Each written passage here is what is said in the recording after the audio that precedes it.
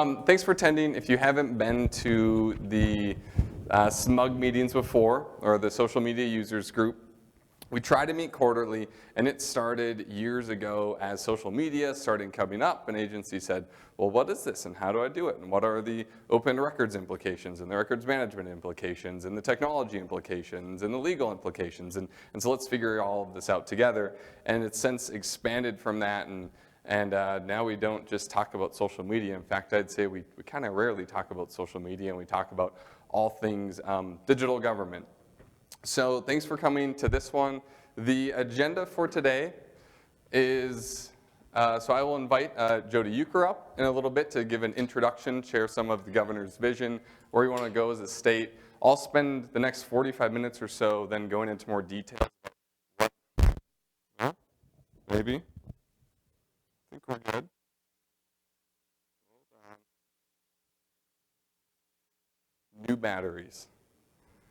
Okay. I'm going to assume that's not going to happen again. Probably a bad assumption. So then I'll talk for the next 45 minutes or so about really what the strategy is. What are we going to do now? What are we going to do differently leaving here today? We'll have a break, and then we will close with workshops or breakout sessions. If you didn't sign up over here when you came in, that's fine. You can sign up during the break. The idea is that we're going to have 2 sessions, each 10 to 15 minutes or so. So you'll go to one, and then I'll let everybody know when that's done, and then we'll go to another one, and then you'll be done with today. And we should wrap up around 4, maybe sooner. So with that sort of introduction, I'll invite Jody up, our Chief Operating Officer, to sort of give the big vision.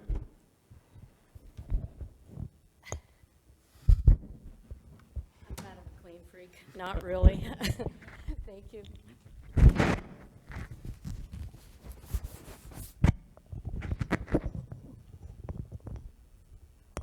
And do you have the slide? Oh. This looks. All right, thank you. Well, good afternoon, and thank you for inviting me to join this meeting here today. As Cliff said, my name's Jody Euchre. I've been here for all of 14 months now, and I recognize some of you, but not all of you in this crowd. And I really just want to start out with, on behalf of the governor, thanking you for all of the hard work that you put into serving the people of North Dakota. And I'd really like to start there and provide a little context of why the work that you've done in the past and the work that you're doing moving forward in the future is incredibly important. I'll back it up a little bit and share with you that I just flew back this morning, had the opportunity yesterday to be at Arizona State University, and I would encourage anybody in this room, if they want to see an organization that is reinventing itself, I'd encourage you to take a look at what Arizona State is doing today. I was happy to be there with a group of folks from North Dakota State University who are really trying to learn what they're doing in their reinvention of an institution, similar to, I think, what all of us try to do in our day-to-day lives here is how do we continue to reinvent to meet the needs of our citizens or constituents, and I think they're a great example. So if you have some free time and want to visit more about that, I'd be happy to share about some of the learning that came out of that. But for today, I want to just provide a little bit of context before you get into the guts of the meeting today. And I want to start with this purpose statement.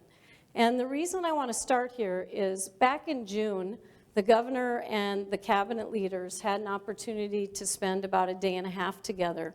And I just want to share that each and every one of your agencies has a mission statement or a purpose. But what was kind of obvious is that we collectively, did not have a purpose statement.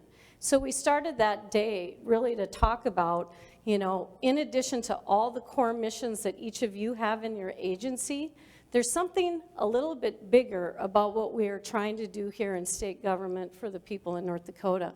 One, empower people, improve lives, and inspire success is where we landed as a purpose for why we get up every day and why we are really trying to make a difference for people here in this state.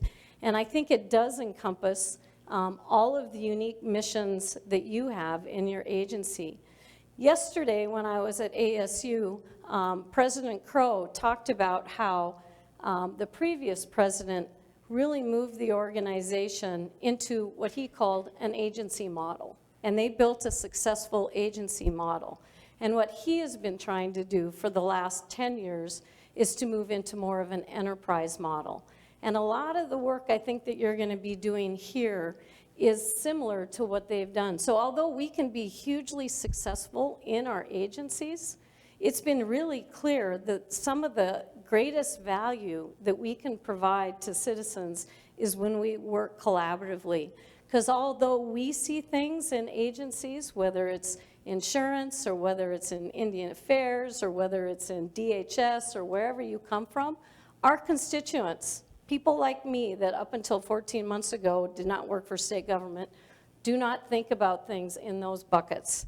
They think about what is the experience that I need to have if I'm a business or if I'm a resident or if I'm a tourist, but they don't really think about what agency each and every one of you work in today. So it's really looking through that lens of the customer or the client or the constituent, citizen, whatever word it is that you want to use.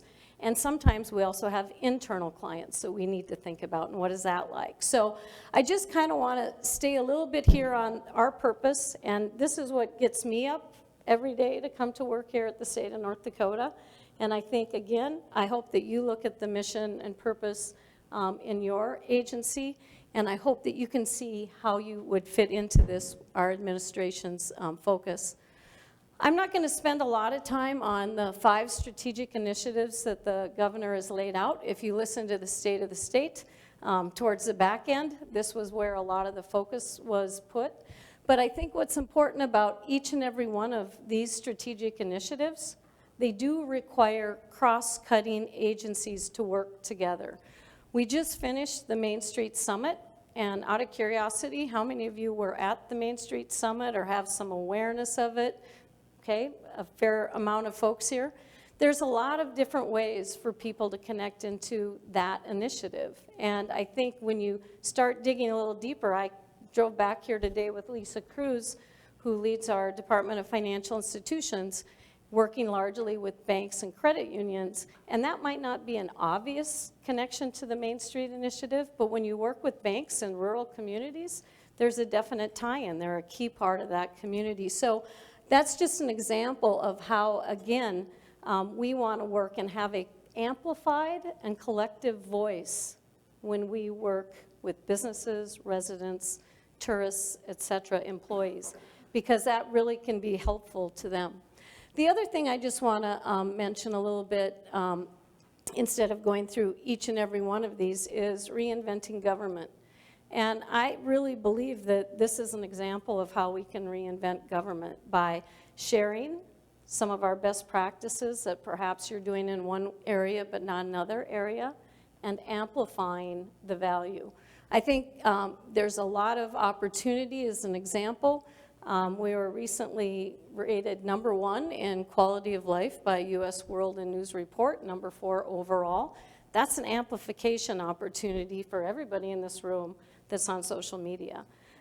There's an example just about every day that's coming through one of your agencies. I see the Department of Health doing a lot of social media, et cetera, where we can amplify to our base of constituents by working with each other more collectively.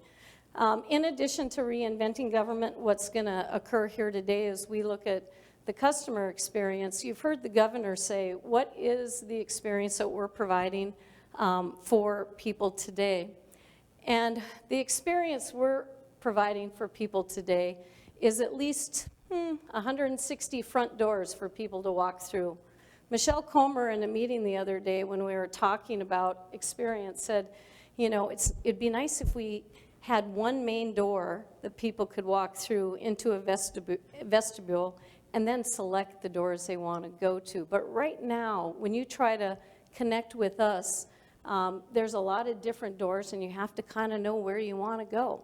And so there's a lot of different models, and I think we're probably going to be moving towards something that's more transitionary rather than something that's big bang, because we have a lot of content and a lot of constituents to work with. The thing I want to mention here is we have some aspire to cultural aspects that we're working on, and I think you'll have a chance today to use all 5. One of those cultural aspirations is citizen-focused, and that's really what the crux of this meeting here is today. Growth mindset. Are we in a fixed mindset? This is the way we've always done it. This is what people want. This is just how it's going to be. Or do we have a growth mindset? At different points, we all can have a fixed mindset. It's not black or white, but we might need to challenge ourselves to say, am I thinking outside the box? Am I thinking of new ideas? Am I willing to suspend my belief system to think about something different? So I think you're going to have a chance today to use your growth mindset as we work together. The other thing I want to mention is making a difference. One of the key things as far as a cultural aspiration is to make a difference. And I've had a chance to work with a lot of folks here, and I think everybody comes to work and wants to make a difference. Sometimes we put things in people's way. We as leaders need to remove those obstacles. And this is a leadership group in here. And I would say the 4th cultural aspiration is leadership everywhere. It doesn't matter what your title is. It doesn't really matter at all. You have a chance to lead in an area, and you get to generally be that person from social media, this users group, to go back and lead your organization forward. And I really challenge people here to say, I can do this. This is something in my wheelhouse, or I'll take that growth mindset and I'll go get information from others to create a strong solution. And then the last area that I'm going to space out on now that I'm forgetting, Sherry's going to help me.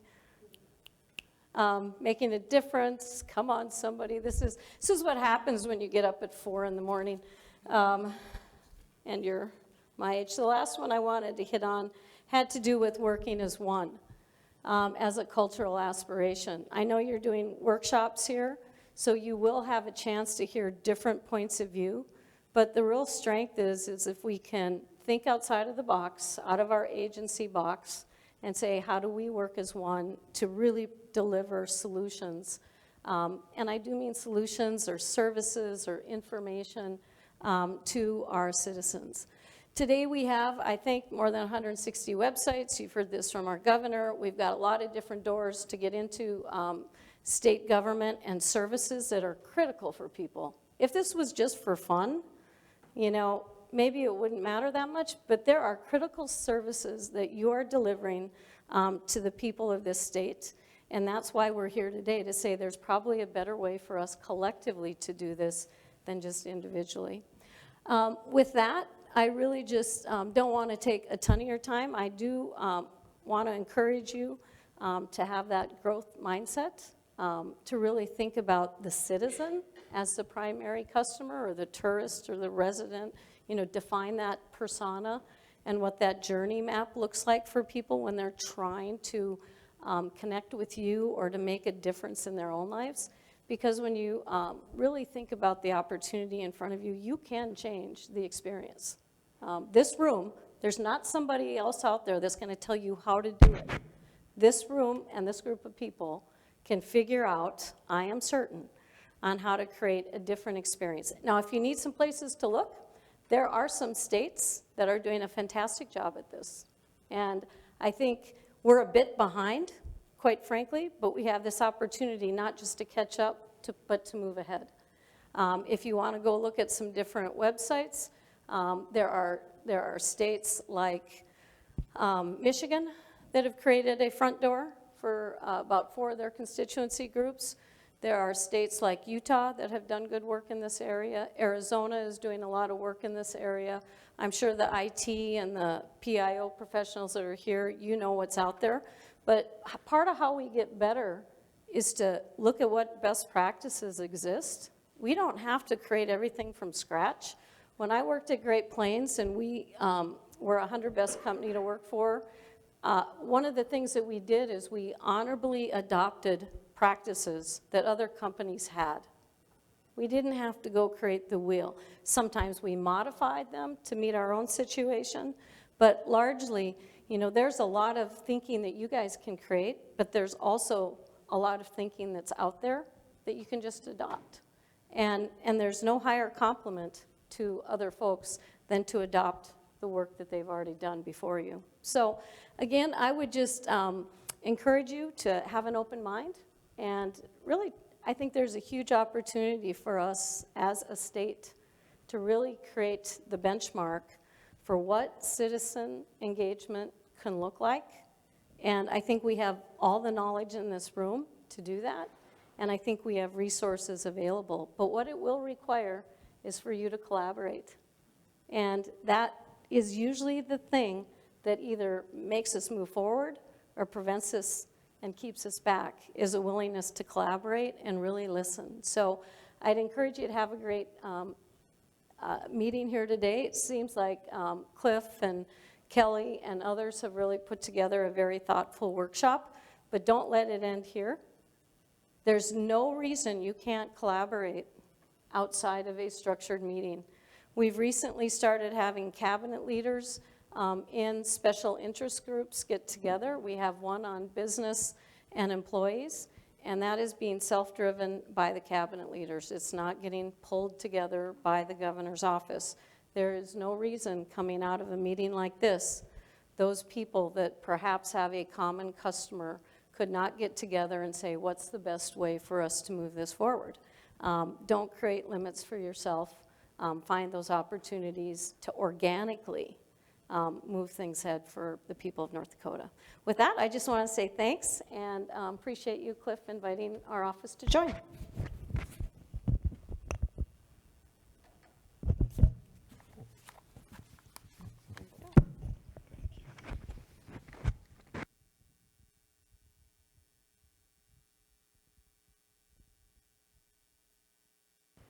Okay.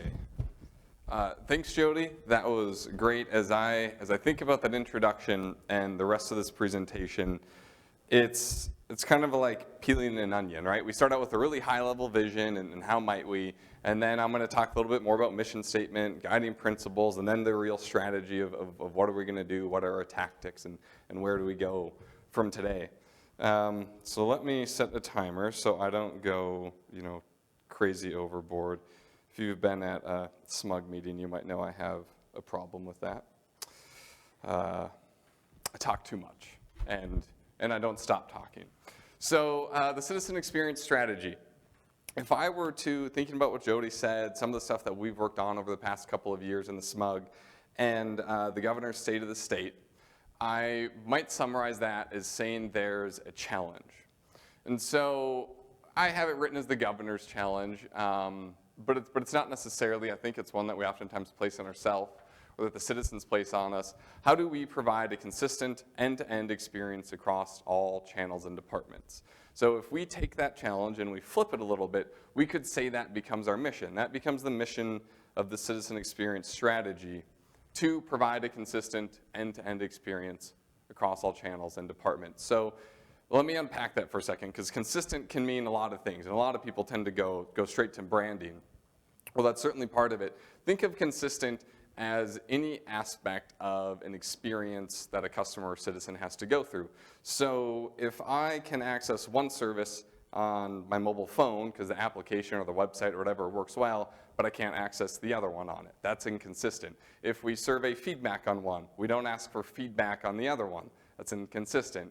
If I use one set of credentials for one thing, I use another set of credentials or log in, right, a username and password for another thing, that's inconsistent. And so we want to look at what are all of those things that can make that experience less consistent, more frustrating, add more friction. You could almost in many ways replace the term consistent with seamless, but they're a little different, so why we ended up going with consistent. So we want to make it consistent. We want to make it end to end. So end-to-end basically means are we guiding somebody all the way through whatever the journey is? Or are we forcing them to figure out our 60 plus agencies, our 140 or so boards and commissions? So, right, well, you called me, let me start you here, and okay, well, now you need to call those people. What's that number? I don't know, go look on their website. You call them, right, and people sort of have to hop between. So we want to make it consistently high quality, and then we want to make it end-to-end. And that's across channels and departments. Channels we can think of as, right, if I come into an office. This isn't just technology. If I come into an office, if I call somebody, if I pick up my phone, if I have my tablet, if I have my desktop, whatever that channel is, we want to be able to provide that experience across all of them. So I can access any of my services and any of the information I need across any of those channels. And then departments, that's pretty obvious, right? Well, all of us and all the different things that we're supposed to do, the services that we're supposed to provide. So how might that actually look? That might mean, it means something different for every state, the specific examples. Here's one example of Maryland. Maryland said, well, you know how that looks for us? We create a single portal for all licenses. Any license that you can get from the state, somebody can go, if we use the door analogy, to this door. They didn't rewrite every application. Maybe they will someday, that's a big project. They said at least let's have one door and gather all the names of them and have all the pertinent information somebody might need to then have a jumping off point. So this is something Maryland did at their one stop, I think they call it.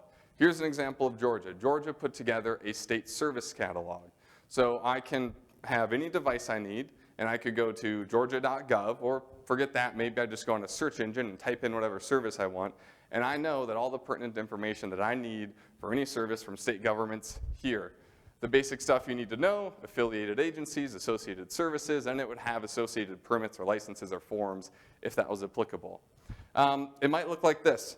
North Carolina has what's called the Digital Commons. They are trying to have a consistent visual presence across all of their digital interactions. That doesn't necessarily mean that everything looks the same. What they developed was a toolkit of hundreds of different elements that any developer can grab and then use themselves to build whatever application they're actually building. It improves security, efficiency. It starts to make for that more consistent, predictable experience. It might look like this. Delaware, news.delaware.gov. Any news that I need from the state of Delaware is right here. I can still go to individual agency websites and find anything I need, or I can go here. You take that one step further, it'd be cool if I could go here and then sign in with one set of credentials and update all of my media preferences, right, or subscription preferences from any agency. Yeah, we can go far down that rabbit hole. There's a lot of fun opportunities there. It might look like this. Boston's really a leader in terms of transparency, open data, consistent experience. You can look at what they're doing. They have what's called a state or a city 311. So any non-emergency service I need, I can call, I can download the app, I could get on social media and tweet to them, or I could actually use, this is a screenshot from a website, and request it. And it's transparent to the citizen. Right? They don't know what agency they're dealing with or who they really call. They just know I just go here and they take care of it, right? So these are all examples of how it could look, of states that are taking this approach, that are a few years down the road, the way that they've chosen to tackle it. So you can't achieve any of those things without a whole government citizen experience strategy, right? None of those can be achieved just on our own. And so that's why we need a whole government strategy. So I told you the mission. Here are some guiding principles. And I'll just start with shared capabilities. So this is kind of a fun one. Shared capabilities. Harness shared capabilities to improve individual services. We might be in individual agencies, and we have individual services that probably nobody else offers. Maybe there's some overlap. Maybe one service requires you to jump between a few. But individual agencies having individual services built on shared capabilities. So if I am selling merchandise like a hat or a t-shirt, or I am collecting payment for a license or for a permit, all of those things rely on the shared capability of commerce. That's really what I'm doing. I'm collecting payment in some way. And so I have, if you care to see it, you could email me afterwards, what's called a reference architecture for government that shows these are individual capabilities or services that everybody offers. These are the shared capabilities that to deliver any of these individual services, everybody needs these 5 things, right? You probably need a really basic one, right? I need to be able to connect to the network, for example, maybe, and actually have internet access. You could go as basic as that, something that we all need to deliver our individual services. So we want to focus on finding what are those opportunities, what is that overlap, what are those shared capabilities, and we build those up. Citizen, not government-centered, adjust to citizen needs. This is a funny one for me. It relates to database decisions. We oftentimes think like, well, yeah, of course we're citizen-focused, right? Or we make decisions based off of data. But do our processes reflect that? Do our organizations develop what's called a decision-making premise? And they're these underlying what's a valid argument and what's not a valid argument. And we don't even realize that it's in there. This is trying to say that in terms of the Citizen Experience Initiative, we're not going to start generally with what is the business need that we need to accomplish. We're going to start with what is the citizen experience that we need to improve. And so that doesn't get rid of maybe some other project management approaches that you might see that start with business needs. But when we're considering citizen experience, we start with that first. The other interesting thing about citizen not government centered is it means that there are things that we personally are attached to, that we've built up for a long time, that we really like, that serve us well, right? I spent 5 years building this thing, and this thing is awesome, but does that thing actually serve the citizen? It might not. And if we look at the data and the answer is no, then we have really a heartfelt thing to sort of be like, well, okay, maybe we pivot on whatever that direction is. So citizen, not government centered. Multi-channel unified delivery. That really relates close to the mission statement. There's a term in there. It says deliver an omni-channel experience that allows any service, any device, anytime. Man, I've got water somewhere up here. And the coffee, I also lost that. Oh, here we go. Powerade. This is important because you unfortunately have to listen to me for like 30 more minutes. I'm good. So omni-channel experience means whatever channel I use to interact with an organization, I get the same information, right? I can access the same services. The cool part about this is if we can create something that's omni-channel, it also means that we're taking services that are currently, that you can only get in person or maybe via paper, stuff that you can only get 9 to 5, and you also end up making it available 24/7. As soon as you can move things digital, there's a lot of interconnectedness here with other initiatives. Data-based decisions. So use data to drive improvements, decision-making, and proactive engagement. Are we actually measuring the outcomes of what we're doing? And are we sure when we implement a new application or service or some sort of design that it's actually having the intended outcome that we want it to? And if we don't look at the data, then we don't always know. And then we end up getting caught with everybody's opinion, right? Well, I kind of think this. Well, I kind of think this. Well, what does the data kind of say about it? Well, we should probably do what that says because we're all infallible beings. But, well, data can be too, but more reliable than us. So those are our mission and our guiding principles. All of those, Jody talked on this a little bit, and I should note CX, if you see that, the X stands for experience. If you're in design at all, you're probably used to that because there are user experience designers, that'd be UX. So all of these end up enabling the initiatives that Jody identified earlier. So if I go a little bit further in, this is maybe a little bit more for the IT people in the crowd. How does citizen experience relate with digital government and citizen engagement? The point of this slide is to help people situate really what's the scope of what we're talking about. So we're concerned with the experience, every touch point that we have with the citizen. It's related to digital government. Digital government tends to ask, though, how can we use technology to optimize, transform, and create services? The focus isn't on the experience. It tends to be on the back end and operational efficiencies and how technology can enable that.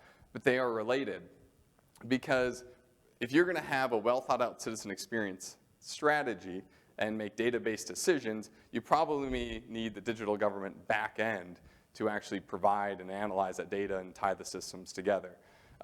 If you have a poor citizen experience, here's an example. if I'm trying to get whatever service it is, and I have to call back to an agency 6 times to do it, or 6 different agencies to get it done, A, that's a bad experience, but every time I have to call, but every time you call, there's somebody picking up that phone, and every time somebody picks up that phone, that creates inefficiencies on the back end for government. And so those two are distinct but related. It's the same with citizen engagement. Citizen engagement focuses on how can we work with citizens. Well, we're going to work with citizens to develop the citizen experience strategy. We're going to do things like feedback, or you create what's called an ideation platform that allows you to crowdsource ideas. You put out challenges, people submit them, you can upvote, downvote, you can comment on them. They're related, but the focus of citizen engagement is a little more narrow. The reason I go through all of this, if you leave here and you go research, well, like, what's citizen experience? You're going to see these terms conflated a lot. If you look at maturity models for where we are and what are we doing today and what should we do differently, you'll see these mixed together. For the purpose of us, this is how we're defining citizen experience. So, what is our actual strategy? We have a 2-pronged approach. Whoops, I'm jumping ahead. Oh, okay, I can get back. Cool. So, number 1 is enabling citizen experience reinvention. The other one is building what's called a citizen experience hub. If you notice on the previous slide here, it says people, process, technology. If you're familiar with something called ITIL, which is framework for how you sort of run an IT shop, they always come back to everything basically relies on people, process, technology. You can think of enabling citizen experience reinvention as people and process, and the citizen experience hub as technology. I'll get into what more of those are in just a second. Both of those are based on shared vision and citizen understanding. So shared vision is everything we've talked about so far, right? What's the vision? What's the mission statement? What's the guiding principles? You know, what might this look like? Sort of where are we aiming? And once we align on that, we can move into citizen understanding, which is let's make sure that we're not just relying on our own assumptions and opinions as we move forward. Let's develop a deep understanding of the constituents we're trying to serve, of the citizens, what their pain points are. You know, what are our most popular services? I'm not sure. How many of our citizens access our websites or applications via a phone versus a tablet versus a desktop? I'm not really sure either. How many of our services actually cross different agencies? I don't know that either. How many services do we gather feedback on? And do we even have a service catalog where you could show the feedback that we gather per service and relate that feedback to a service catalog and have an enterprise view of this is everything that we do with state government and here's how well we're doing each of them. In fact, you can dive in deeper to that. You can tie those services then to different personas that you create, and it gives you the capability to say, well, here's a service and we have an 80% satisfaction on it. And once you tie those to personas, you can say, well, we have, we actually have a 90% satisfaction for people who live in urban areas. We have a 10% satisfaction for people who live in rural areas. And you can really start to parse out where we're doing really well, what we're doing that works, and what we're doing that doesn't work. And so before we really get going on either of the top 2 initiatives, we want to start with citizen understanding. And that's really our immediate next step. I'll get to that in just a little bit. Let me jump into the Citizen Experience Hub. This is just an example. Don't necessarily take to heart everything that's in here. A Citizen Experience Hub is an integrated toolkit of technologies that we can use to enable that consistent end-to-end experience. So on the sides, you have mobile, cloud, whatever some of your IT strategies are. They're not necessarily driving it, but they're going to affect it. On the other side, you have things like governance and funding and process. Those are related, but they're not necessarily enabling factors. And underneath, you have enabling factors. So transport, connectivity. Can I connect to broadband or not? I'll boil it down. Sean might disagree, but I'll boil it down to that. In fact, I'm really going to lie with the next one. Unified data platform, identity, and security. Those are also enabling factors. A unified data platform, I'll just summarize that as the ability to collect and share data among systems. Identity, that has to do with credentials, what I'm using to actually log in, and do I have different username and password for all these different sites.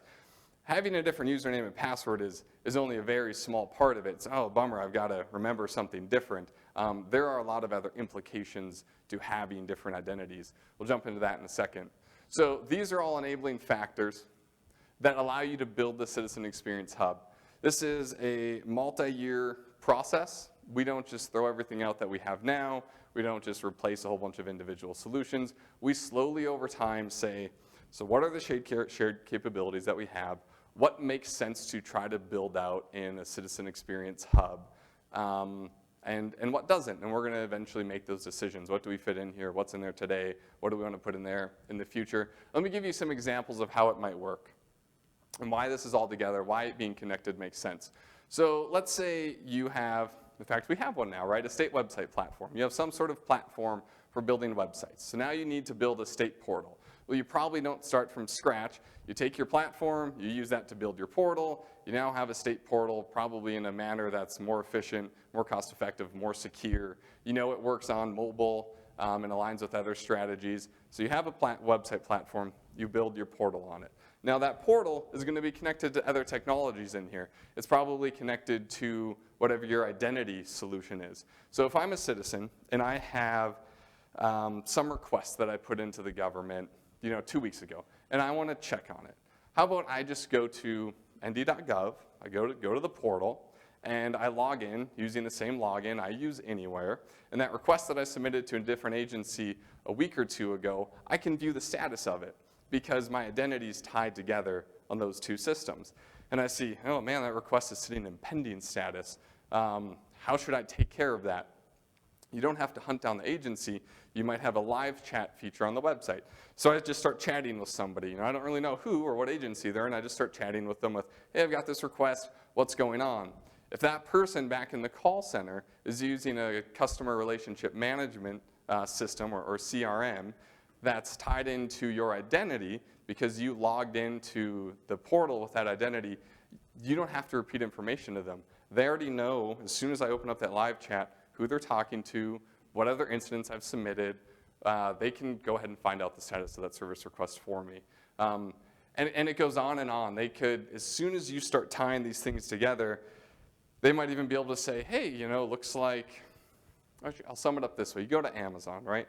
And they can make suggestions of things like based on your past history, these are things that you might suggest. It starts leading to be able to do that stuff, to be able to predict what people want and offer personalization in ways that we can't today when you have one identity. And you can tie people's factors and history to it. So that's the idea of a citizen experience hub. And that example I just laid out there, that's a really cool example to try to pull off. It takes a long time to get there. But that shouldn't stop us, so we can start building today. I'm not going to go through this whole slide, but it basically says, where are we today? We haven't taken an enterprise initiative to a lot of these areas ever. And so we've just sort of naturally arrived where we are, all of us trying to do the best things we can do with the resources we're given, with the budget we're given. We are legitimately 10 years behind a lot of other states that are trying to do these things. I was preparing for this, and I think it was Indiana I was looking at. I was like, oh, look, cool, they're trying to do something similar to what we're doing. Oh, they started in 2006, and they wanted it to be done by 2008. So we have some catch-up, but that's okay because we have a silver lining. There are a lot of things that are going to allow us to jump ahead and leapfrog other states. I'll go through this list. We have executive support from the governor. We are a small state, which means we're a nimble state, right? We're trying to move a ship with 700,000 people in our state rather than, say, 7 million people. We have new technologies that didn't exist 10 years ago that are going to allow us to move faster on some of these initiatives. We don't have, if I use my little laser pointer here, a lot of major systems that are at least related to the Citizen Experience Hub. We certainly have major systems, but not necessarily ones that are going to affect the work that we're doing here. We have a partial identity solution, if you're familiar with the North Dakota login. We have something. A lot of states have nothing. We have a strong PIO and IT community. I mean, I look out into this crowd, and it's half communication folks and half IT folks, and we all generally know each other and what agency you work in, and what are you doing, and that person's sort of an expert on that. We have a lot of experience in here. We have people that know a lot more than me when it comes to web design or digital asset management or customer journey mapping or whatever it is. So we have the experience, we have the people, we have local and national communities. I'm getting on a call on Thursday with the Chief Digital Officer for Georgia that I got connected through a national community for people involved in IT and state government. So we have a silver lining. We have a lot of good stuff that's going to help us move quickly, I think. This next slide is not what you're supposed to do for PowerPoint, and so I'm sorry for it. It's just got a ton of stuff that you basically have to read. This is an example from Gartner when they said, well, if you're going to build a citizen experience hub, what are some of the areas that you might consider, some of the technologies, and what are some of the leading vendors in that area? The point of me showing this is that this is a long-term, multi-year process and technology initiative that we're going to work through. We're not coming here today and saying, right, we're now all of a sudden switching from system A to system B tomorrow, right? We're going to start with an inventory and figure out what makes sense to be in here, and we'll build that together. Let me see in my notes. I don't know if I had anything else to say on that. That's probably it. I don't think I forgot anything. The hope is, I'd probably close with this, that the point of building this isn't just to do something as an enterprise just for the sake of doing it. It hopefully helps us get services to citizens faster, more securely, more effectively. So if I need to do something, right, I need to provide, I don't know, maybe it's an event management solution. I'm hosting a big event, and I need people to sign up for things and pay and register and whatever it is. Great. So you have that need. And we'll have to determine, does that need fit in the Citizen Experience Hub? Right? So if you come today and you say, I need that, we would say, okay, great. Is that in the hub? Yes or no? Yes, it is. Is the version that's in the hub, does that actually meet your needs or the needs of the citizen, really, right? Yes, it does. Cool, use it. If the answer is yes all the way through and you can use it, you don't have to go out and try to procure something new and integrate something new and set up login for something new and theme something new and learn how to use something new, right? You have something that's in place with an existing knowledge base and community. If the answer is no, hey, I need this, is it in the hub? No, it's not. Will it ever be? No, maybe it's not made for it. Then you go do a one-off solution. Or maybe, yeah, it will be someday, but it's not going to be in time. Then maybe you go and do a one-off solution. There's a way that we meet enterprise needs and stay on a path forward, while at the same time not slowing people down for doing the great work that they're trying to do today. So that's the hub. Really a lot of technology stuff there. If I jump back, potentially, enabling citizen experience reinvention. That I would summarize as this. If you want sort of a fun tagline, would be the democratization of innovation. That is about allowing all of us to learn what is citizen experience, how do I improve it, and then go out and do it ourselves. It's sort of that leadership everywhere thing. We're going to do that through a few different ways. A citizen experience initiative approach, which I will talk about. There's a breakout session on that. Training, citizen experience ambassadors, and tools. So let me jump into the initiative approach. If you've ever been in a project and you're familiar with like I don't know if I should say this because this is going to put a bad taste in some people's mouths. I'm sorry, Justin.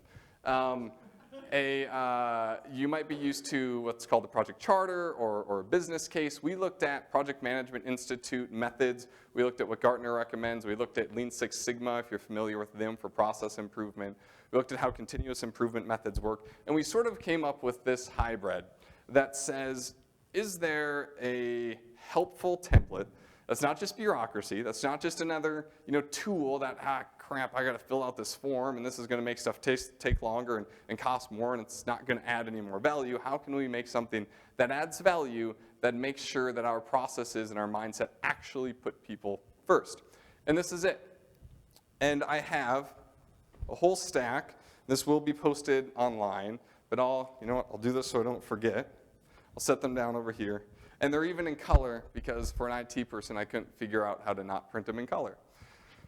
But they are double-sided, so you got that. you start by identifying the journey or experience for improvement. So we're not starting with what does my business need today, we're starting with what is the experience I want to improve. Maybe you're going to review a service catalog, look at all of your services that you offer, see which ones are most popular or satisfaction rankings are lowest on, and that's the experience you choose. Maybe you have some other strategic initiative that drives that. After you choose it, you identify your opportunities. So we don't just jump in and be like, ooh, I know what we need to do. We need to just buy X in order to fix it.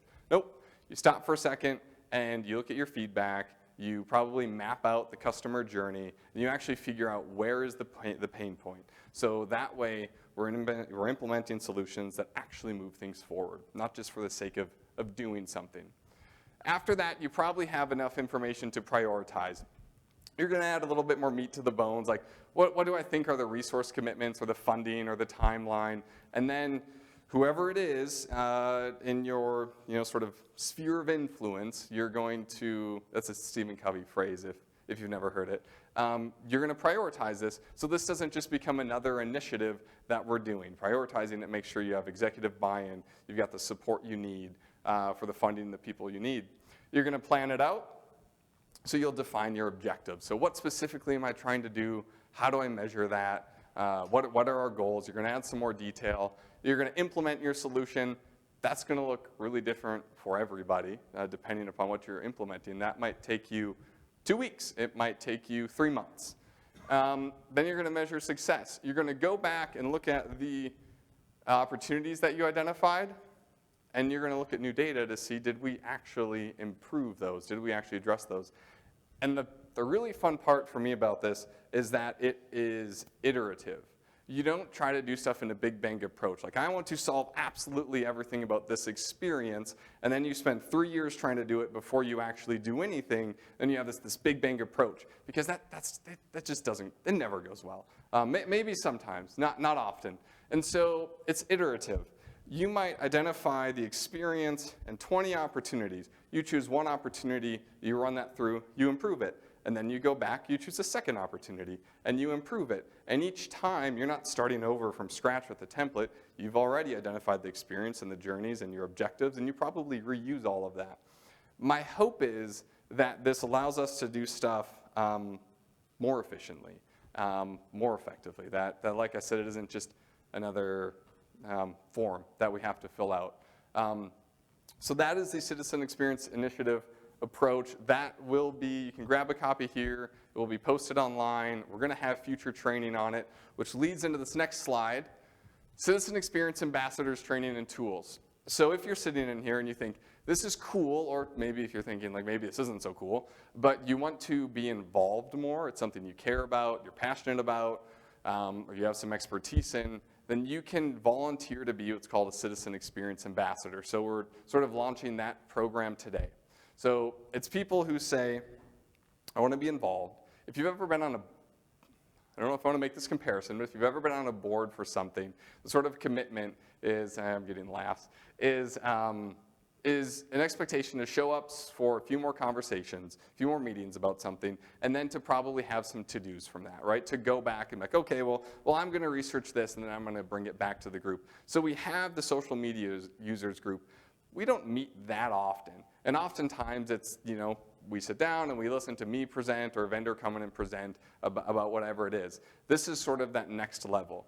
It should also provide professional development opportunities. So personally, if you choose to be a Citizen Experience Ambassador, and I'll say it's not a blood oath, you could try it out, and if you don't really like it, then maybe you don't do it in the future. That's okay. But you're going to learn about journey mapping, how to create personas, learn about the Citizen Experience Initiative approach, and then it plays out this way. So let's say 2 months down the road, an agency says, oh, I really want to try to do a journey map, but I don't know what I'm doing.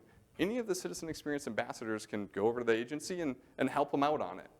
That's sort of the dream here.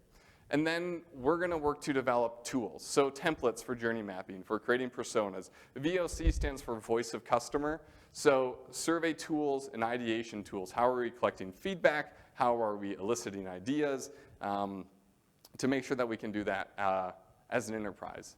So that's it for those two. There's certainly more to come but those are the two main prongs or pillars or whatever you want that we're going to go forward with for the strategy.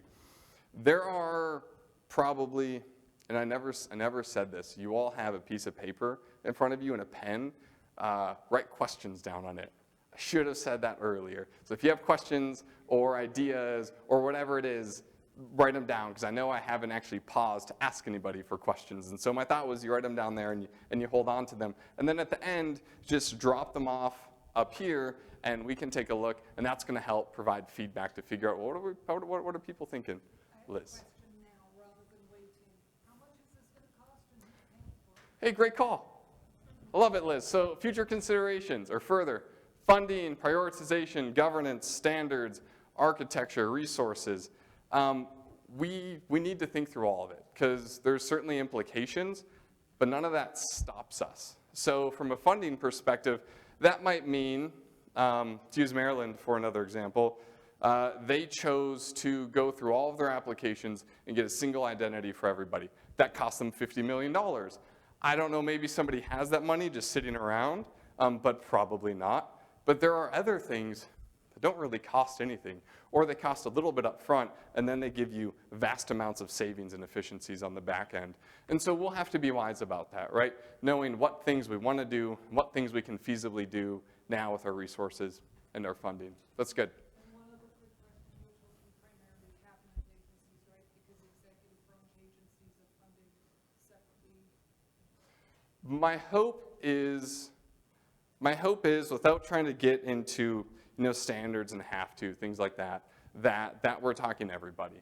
That ultimately we all report to the taxpayer, to the citizen. And if there's any way that we can deliver a better experience, that we're all going to go there. Well, we do, but some of the things you were talking about with data mining and some of that open concept, that does not comport with the requirements that our agency has. For example, each agency has different statutory obligations. Yep. To protect and not to collect or to preserve, and you wouldn't be able to cross, like you were talking about having somebody do a call center within the system, you wouldn't be able to put a question into DOT and then have somebody at DOT know that you previously contacted our office. You just would not be able to do that.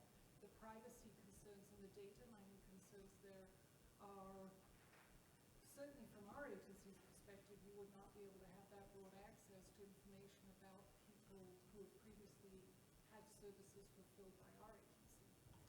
Liz, did you sign up for the data identity security breakout? I didn't sign up for anything. I found out more. Well, my recommendation would be to go to it, because those are key concerns. You're right. Whenever we talk about things of sharing data, or I enter this in here and somebody else can access it there, who can see it, what are the controls, what are the legal implications, those are all critical. And so there is a separate initiative that enables all of this, but is being driven separately around what's called a unified data platform that goes through and answers a lot of that. How do we do that? How do we do it legally and securely? But doesn't the legislature have to appropriate funds and authorize a unified approach for IT? Maybe, but that's not what this is. So this is a unified approach for ideas around what are some processes that we can put in place to help people? What are some ideas that we can move forward? What are those shared capabilities? And if it makes sense for somebody, join, right? Hopefully that doesn't affect appropriating funds at all. Carrie? Can you just restate the questions when you get them? Where people are Great call, especially for the people live streaming. The question was around appropriation of funds and legislature input, and then the previous one to that was a question around data and security, right? And legal obligations around it. What can you do? Because we certainly don't want anybody in state government to be able to log into any system and see everybody's social security number, right? So a really basic example. For more in depth on that specific topic, this breakout session, the data identity and security. So perfect, thank you. Okay, so where am I? I think I lost my spot. Okay, further considerations. We have a lot more stuff to think through and work through to make sure that this is all done in a wise way. What's up next? What are we actually going to do today? What will you start seeing emails on? It's going to be these sorts of things, or invites to meetings. what are personas? And a persona, if you haven't heard of it, is sort of a general characterization of an audience that you're trying to reach and some of their needs. They're really common in the corporate world, not as much in government. An ideation platform, pursuing the creation of that so we can allow citizens and employees to submit ideas openly and everybody provide feedback on it. Journey mapping, let's start mapping out customer journeys to figure out where opportunities are. This is really all the gain understanding part, right? The data collection part before you go forward and start changing things drastically, right? You start with understanding. What does a service catalog look like for state government? How might we build one? How might we maintain one? What might be in there? We can start talking about that. Service feedback approach. How are we measuring feedback? Are we? And then a citizen experience hub inventory. What do we have right now that might fit into this hub? What might not? If I look further out beyond just the next couple months, let's see where I'm at. 301, cool.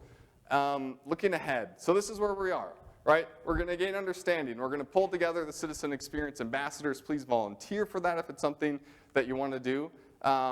We are going to gather data. We're going to test our assumptions using that data to make sure that we're not just moving forward on some sort of false premise for anything in specific. Then we're going to start prioritizing and implementing. You're going to build up a backlog of these citizen experience initiatives, because you might get through step 3 or 4, and then you get to prioritization, and you're like, great idea, I really want to do this.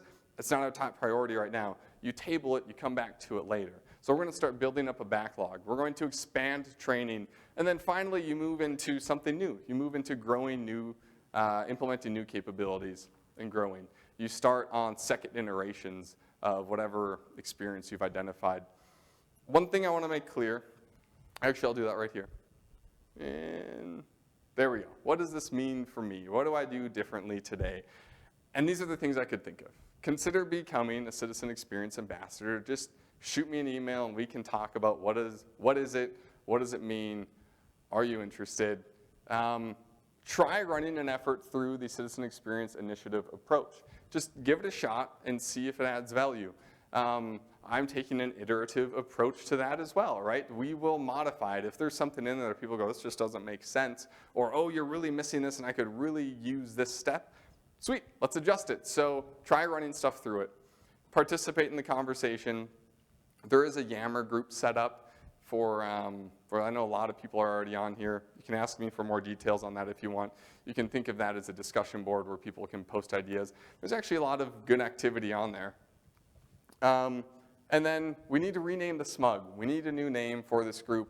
And I'm not creative enough to come up with any ideas. I've tried and tried to come up with ideas, and they're awful. So if you have any, just email them to me. And I don't know, maybe we send out an anonymous survey to let everybody vote on it, because this isn't my group, this is our thing. So that's what it means. Let me stop. So we're going to move into the group activity. We've got, and we're going to do a break first. I've been talking for about 40 minutes. Questions? I just have one comment. Don't rename SMUG. I love the name. Exactly. Oh, yeah. Do not rename SMUG for any reason. Did Jeff pay you? Do not go around renaming things. You guys, you don't know what it's like. That's my problem. Think of your customer, don't think of yourself. I'm supposed. We're the customers, we like SMUG, keep SMUG, or you're gonna have problems. Touche, customer focused. Now what I might do is survey everybody and get smuggish. You guys don't know what it's like to go have to tell, what's this group? It's smug, but smug doesn't mean like we're smug, you know. I'm always explaining it. I'll say potentially rename. Survey on what we want to proceed with. Do not rename. Or and that can be an option on the survey. So, and anything else? I covered a lot, set out a lot of vision for things that basically we'll talk about more. It's probably some level of anxiety about this. How does this affect me here and now? Okay.